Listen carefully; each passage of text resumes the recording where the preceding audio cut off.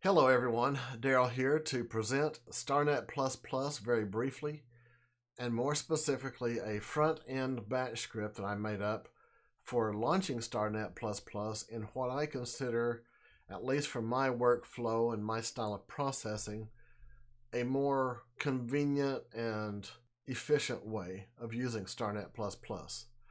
I'm not going to go into how to make use of the Starnet++ output that much.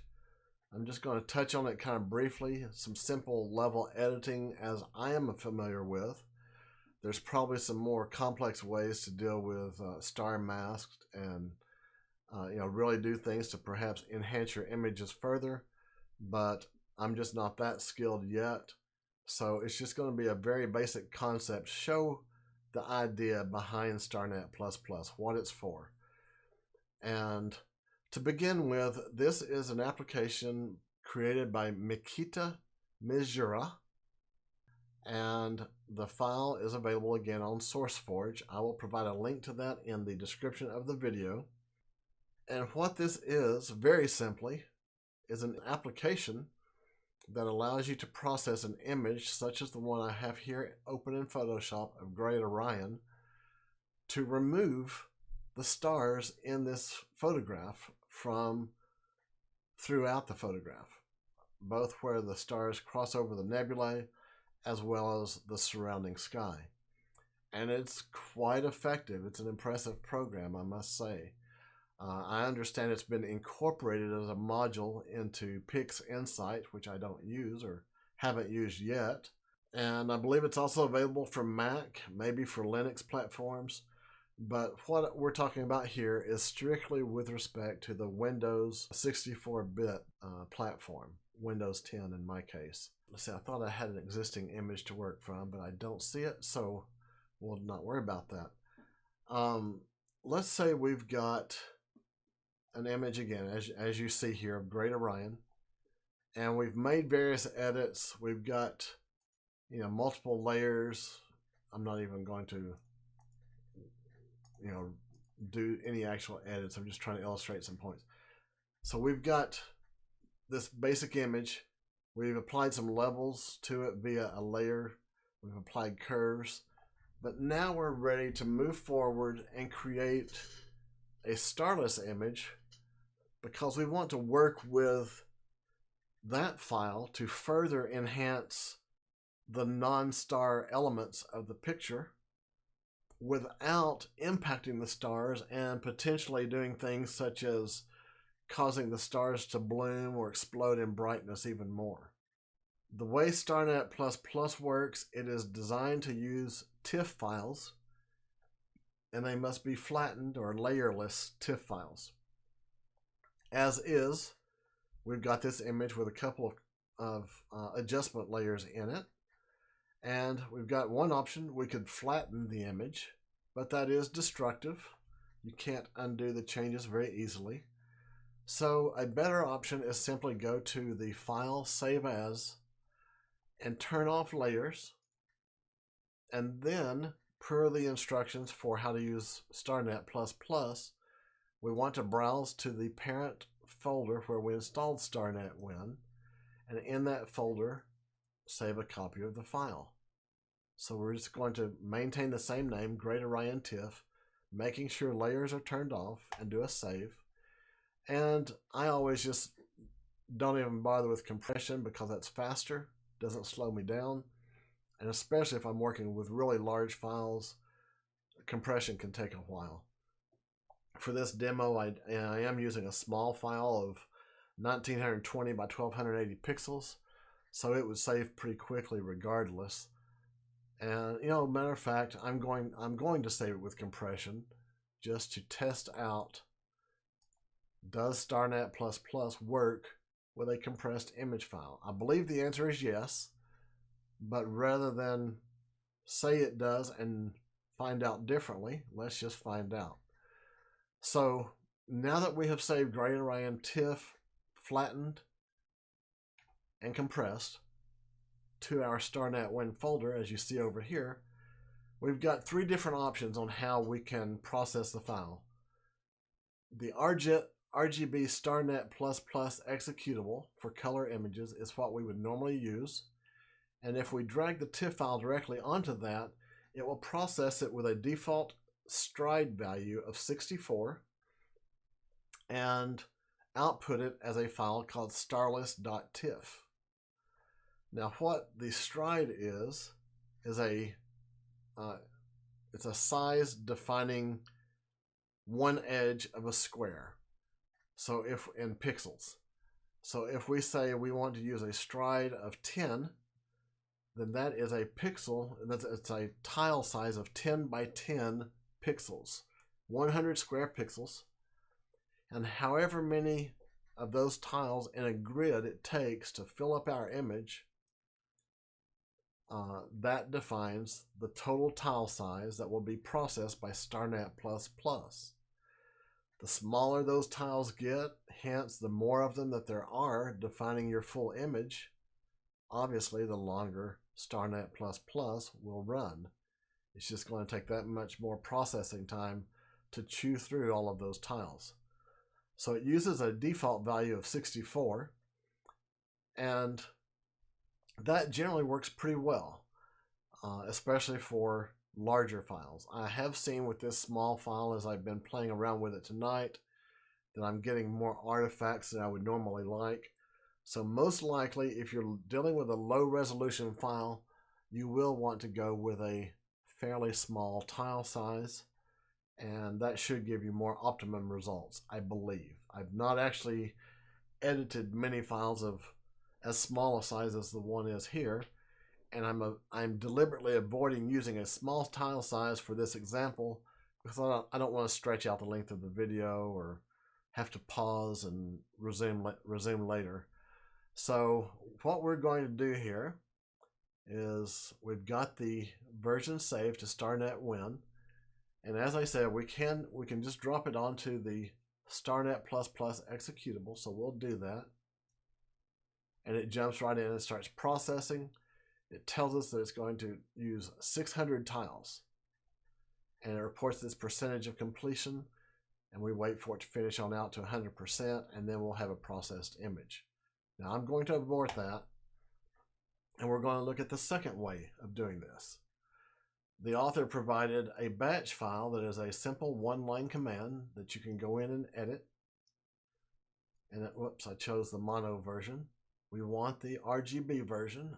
The mono, I believe, would be if you're using a monochrome camera output, or if you've otherwise converted your color image to monochrome for some reason. I'm talking and losing track of what I'm doing.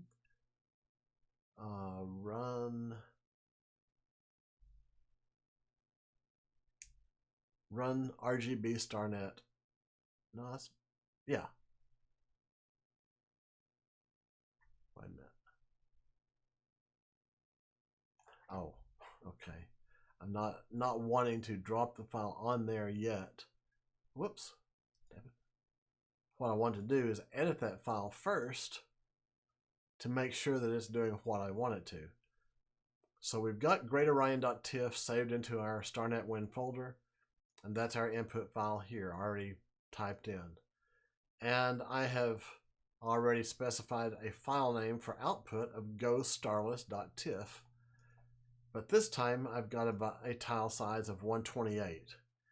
Now, just for kicks, the stride, it must be an even number, and as such, the lowest positive even number we could go with, non-zero, is 2. The largest is 256, so that the maximum value is defined by the author in the program. So let's use a value of 32, and we will save that. Now you can just simply click on that line and it executes. And you'll notice we're now, instead of 600 tiles, we're processing 2,400. So it will take 4 times longer. So for every halving, every 1/2 of the stride size that you specify, you'll get a quadrupling of the tiles to be processed, and hence the execution time will go up probably by 4 as well. Conversely, if you go with a larger tile size, so we had what, 32 there. So well, we had 64 earlier. It was only 400 tiles, so 4 times faster at a size of 64. So let's go ahead and abort that. The third way of running would be the least common, I think, and that is you can go to a command shell and change your working directory to the path of Starnet Win. At that point, you would just you would type the same command as the batch file is doing.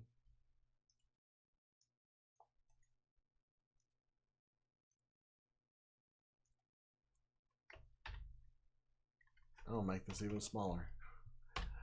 So stride size of 8, and well, no, I'm not, because I do have another thought here in mind. So let's go ahead and set that to 256 for the fastest possible execution, and do a return. So only 40 files, and you can see it finishes up very, very quickly, and we're done. So in our Starnet Win folder, we now have GoStarless.tiff. We drag that into Photoshop. There's our image, and we could do whatever edits, as I mentioned earlier, on this file that we want. Ultimately, it would need to be flattened or saved as a flattened file and reopened, but we're just going to assume we've edited and flattened it already. I'll go ahead and call this Starless, and then drag that into our original image with Shift click so that it comes in squared up and centered. Let me just get rid of these curves and levels. They're meaningless. So we now have our starless image overlaid on the image with stars. And, you know, the way I favor doing this, like I said, we can do the eraser tool type approach, but I do personally favor adding a layer mask because it's so easily removed and manipulated. Then I'll choose my black paintbrush. It's at a good size and hardness. And first I'll just add some stars here around Running Man, a few around the periphery of Great Orion, and then start brushing some in and finish it on out, and you're done. So that's the concept with Starnet Win, which now means in the Starnet Win parent folder, you have a copy of your original image and your starless version. I'm going to close that starless version now in Photoshop.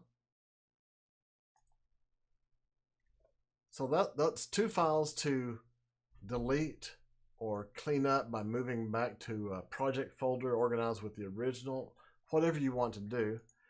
And that's just the kind of stuff that I would rather not do. I want to be a little more efficient. So enter rgbstarless.zip. I will put the download for this, also the link, in the description of the video. And when you download the RGB Starless, it will be comprised, when you unzip it, of these 5 files. So in this case, I've got it on my desktop. And the way you want to install it, first you could just simply unzip it, and you could drag the Starless README file out so you can read it before you do anything. Now, why do I not see it on the page? There it is.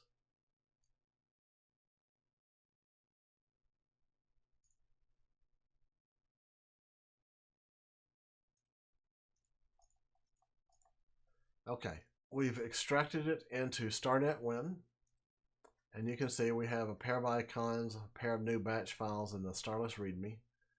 If we open the Starless README and go through the steps it calls out, basically what it starts off doing is Mono Starless Bat. We go and right click to the context menu and do a create shortcut, and repeat that for the RGB starlist.bat right above it. Then we select each shortcut and rename them. I just suggest Starnet++ mono and Starnet++ RGB. It's not necessary. Those shortcuts will work fine as is, but the next step that I like to do for aesthetics, I like to associate icons with those. So for Starnet Mono, we select Properties. That gives us the shortcut tab, and we select Change Icon.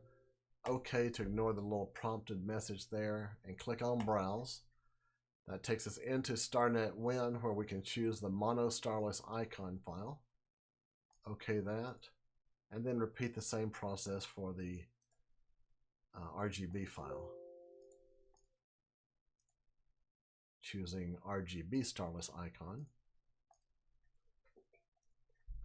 And I'm just going to do this for Starnet++ RGB only, but we could drag that out now to the desktop, for example. And without doing anything, let me just, if we wanted to process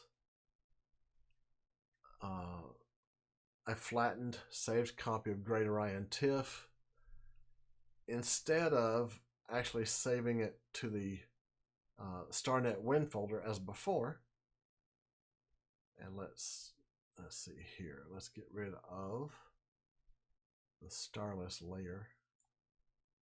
I'll just turn it off. So we can do a save as, once again, turn off layers.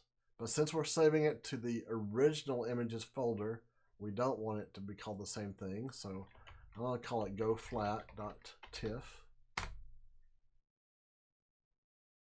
Okay, and I forgot. So we did process successfully the compressed images earlier. So at least we have an answer to that question. Here I will not save it compressed. And now with that done, we've got over here in our Starless demo folder, goflat.tiff, and I can simply drag that on to our desktop icon for Starnet++, and you can see we get prompted to start proceeding. Now what it does first is it looks for a file called goflat_starless, because the batch file always appends _starless to the output file name. If that file already exists, you cannot run Starnet++ at all. I've not designed the script to be smart and rename a pre-existing file with a version number or anything like that. I just give a message that says, hey, go rename, delete, move that file, whatever, because until I can't see it, I can't run. But here, there was no output file seen, so it's ready to begin. It's prompting for a stride size. So we can type in, or we can hit enter, in which case it defaults to 64. It tells us it's going to work from the 0-starless demo folder of kastro on goflat.tiff with an output of goflat starless tiff. And here's the full command that it's going to use to process that. So we just hit return and we let it continue and do its thing. So that would be one option. If you like that approach of having, a secondary application such as this represented by a shortcut on your desktop that you drag a file onto to process as need be, then that would be the approach. I'm going to abort this, but then my favorite approach is not to do it in that manner, but instead in Windows, for any file that you might perform a right key click operation on for the context menu, you have this SendTo command that allows you to send that file to a target application of your choice. Now, I've got my SendTo menu heavily populated, more so than many people probably would. But what I want to be able to do is, currently you see there is no Starnet++ in there. So I'm going to augment the SendTo menu with the Starnet++ shortcuts for the RGB and monochrome versions. The way we do that, looking at our README file again, I've got this path name in step 5. If you just copy that, everything within the parentheses, and paste that into your Windows Explorer,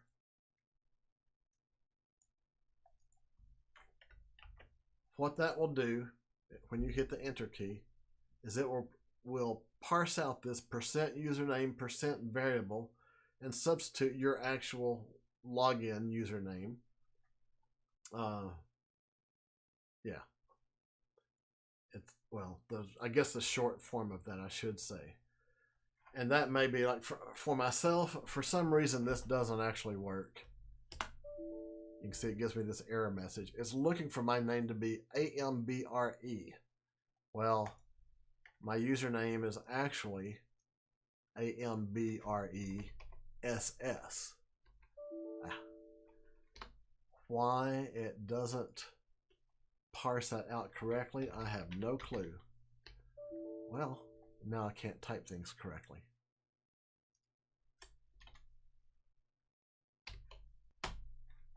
But there you go. So it has me in my user-specific SendTo menu. And now all we have to do is copy those two shortcuts into SendTo. Now, the reason I give you the path name here in the file, in the README, is because SendTo, everything from the app data path name down is a hidden folder in Windows. And if you do not have your folder view options modified to always show your hidden files, you would not be able to locate this just by clicking down through the folder structure. So that's an easy way just to give you the full path and have you just hit enter, or if necessary, replace the username variable with your actual name, and it should take you where you need to be for the SendTo menu. Now that this is done, what we can do is, I think, well, yeah, this go flat, I'm going to leave that intact. There's no need to repeat that effort. But if we're working, let's say, full screen in Photoshop, and we don't like jumping out to some other window, all you would do when you're ready to do a starless image is go into File, and once again, Save As, turn off the layers, type in your name, which, like I say, we're just going to reuse Go Flat, and do your save, and you're done. Then you can turn right back around and go to the Open menu, and now right-click on that GoFlat.tiff, and from the context menu, select Send To, and send it to Starnet++ RGB, and you get the same exact menu as before. And we're still going to let this run quickly, so I'll give it 256.